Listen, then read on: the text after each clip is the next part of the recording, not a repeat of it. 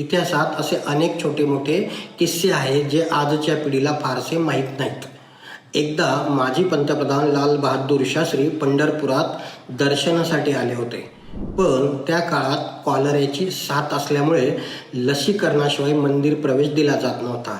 तब्येतीची काही कारणास्तव लस घेण्यास त्यांनी नकार दिला होता आणि मंदिरात न जाता स्थानकावरूनच दर्शन घेऊन ते परत गेल्याची नोंद सांगितली जाते.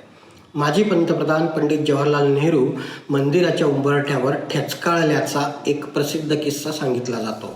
त्यानंतर रुक्मिणी मंदिराचा उंबरठा बदलण्यात आला होता.